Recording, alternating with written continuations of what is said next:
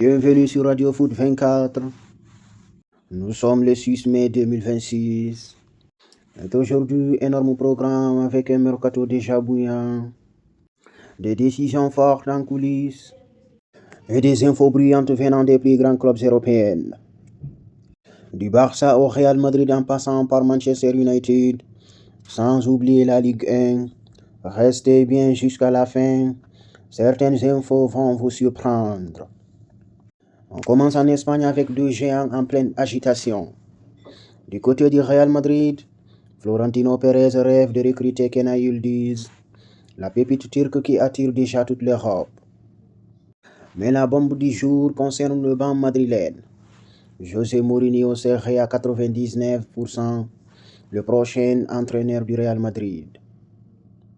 Le Special One veut revenir avec un projet clair, imposer son staff et régler les énormes problèmes physiques du club, avec plus de 120 blessures sur les 2 dernières saisons.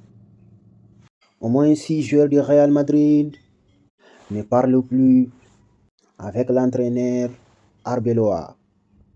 D'ailleurs, même certains joueurs du Real ne se parlent même plus entre eux. Aurélien Tchouaméni et Federico Valverde ont failli en venir aux mains pour en découdre. Les deux hommes se sont embrouillés à l'entraînement. Le Real Madrid considère José Mourinho comme la meilleure option pour le poste d'entraîneur. Il est considéré comme le meilleur remplaçant possible pour mener à bien le changement que doit subir le vestiaire du club. Les discussions pour prolonger à Benfica sont au point mort. Côté Barcelone, plusieurs dossiers chauds.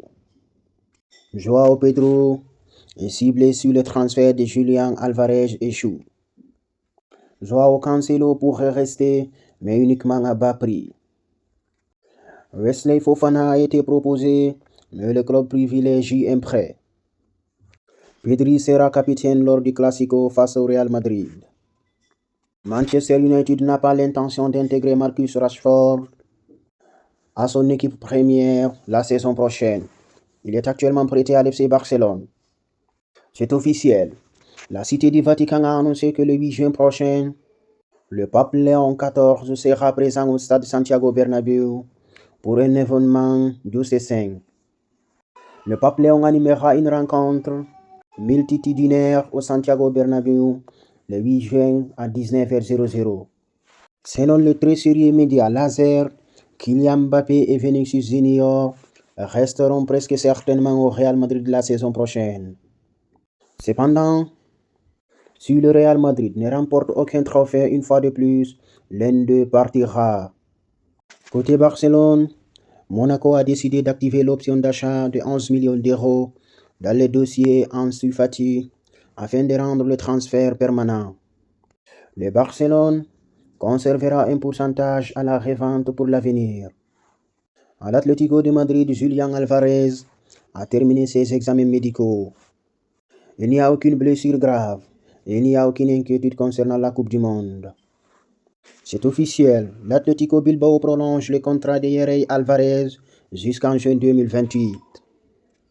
Enfin, Hansi Flick est proche de prolonger à Barcelone jusqu'en 2028, preuve d'une certaine stabilité en interne.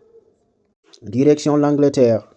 Manchester United s'intéresse de près à Afonso Moreira, jeune talent promoteur estimé à 25 millions d'euros.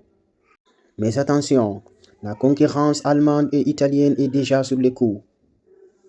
À Chelsea FC, Joao Pedro est valorisé entre 80 et 100 millions d'euros.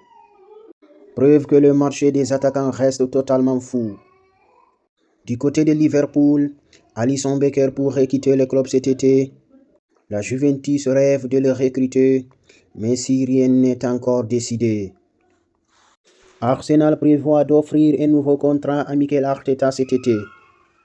Du côté de Tottenham, Xavi Simons a été opéré avec succès de sa rupture du ligament croisé antérieur du genou droit.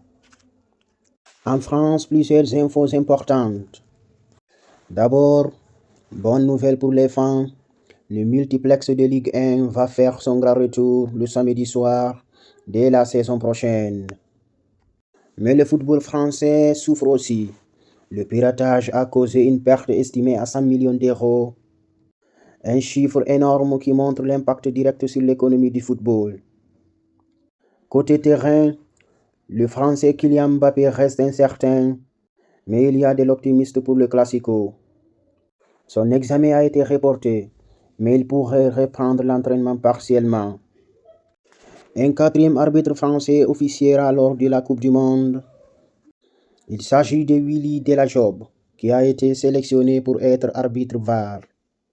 Il rejoint Clément Turpin central, François Letexier central et Jérôme Brissard VAR.